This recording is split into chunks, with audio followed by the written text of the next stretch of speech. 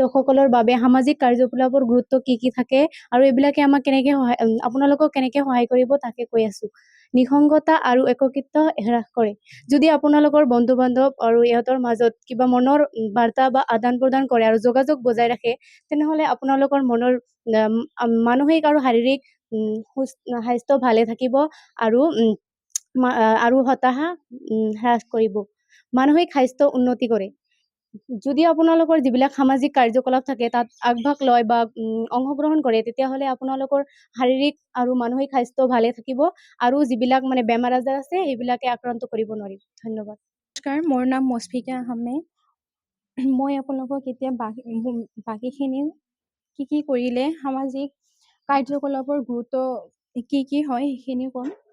আত্মবিশ্বাস বৃদ্ধি কৰে। মানুহৰ লগত কথা বতৰা কৰিলে, নিজৰ সদস্যবিলাকৰ লগত কথা বতৰা আলাপ আলোচনা কৰিলে, কথা বতৰাত যদি সক্ৰিয় হৈ থাকে, তেনেহ'লে সেইটোৱে আমাৰ আত্মবিশ্বাস বা কথা বতৰা কাম কাজ কৰিলে বুজা যায় আমাৰ কোনখিনি কামত আমি ভাল বেয়া, আত্মবিশ্বাস বৃদ্ধি কৰি দিয়ে। এইটো স্মৃতি শক্তি আৰু চিন্তা শক্তি উন্নত কৰে। যদি বেলেগৰ সদস্যসকলৰ লগত কথা বতৰা আদান প্ৰদান কৰি থাকে, কাম কাজ কৰে, দেন সেইটো আমাক স্মৃতি শক্তি কিমানখিনি কথা মনত আছে সেইবোৰ আগৰ কথাবোৰ মনত পেলাই দিয়ে। আৰু চিন্তা কৰাৰ শক্তিও সেইটো আমাক উন্নত কৰি দিয়ে। সামাজিক সম্পৰ্ক সুদৃঢ় কৰে। সমাজৰ মানুহৰ লগত কথা বতৰা, পৰিয়ালৰ লগত, বন্ধু বান্ধৱৰ লগত কথা বতৰা কৰি থাকিলে সেইটোৱে আমাক সম্পৰ্কটো সুদৃঢ় কৰি ৰাখে। নমস্কাৰ।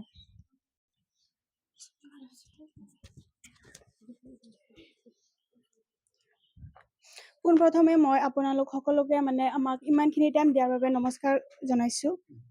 আৰু এতিয়া মই আপোনালোকৰ লগত আলোচনা কৰিম বয়স্ক লোকসকলৰ বাবে মনোৰঞ্জনৰ কি গুৰুত্ব হয়। 1 নম্বৰত আছে শাৰীৰিক স্বাস্থ্য উন্নত কৰে।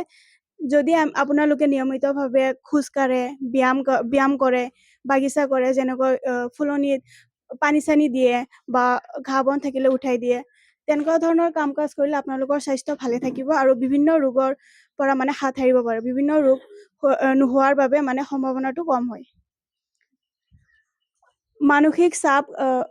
মানসিক চাপ কমাই আনন্দ আৰু সন্তুষ্টি প্ৰদান কৰে।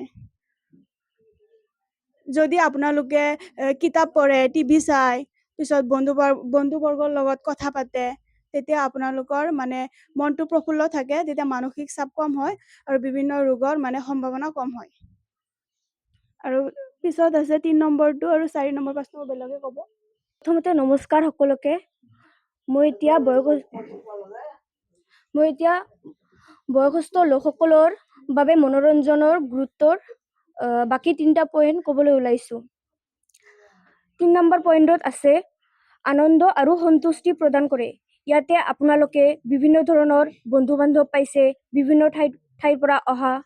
ইয়াতে আপোনালোকে এজনে আনজনৰ কথা বতৰা পাতে আৰু বিভিন্ন ধৰণৰ খেল ধেমালি, গান গোৱা আৰু বিভিন্ন কাৰ্যকলাপত অংশগ্ৰহণ কৰে।